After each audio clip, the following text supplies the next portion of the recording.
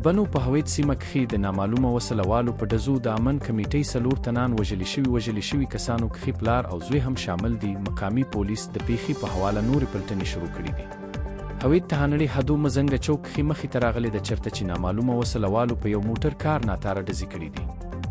ذرایعو ته مخه ډزو کښې په ګاډي کښې ناست پلار او زوی په شمول 4 کسان پاک رسیدلي مقامي خلکو مطابق پاک رسیدلي کسان د سیمې امن کمیټۍ غړي وو.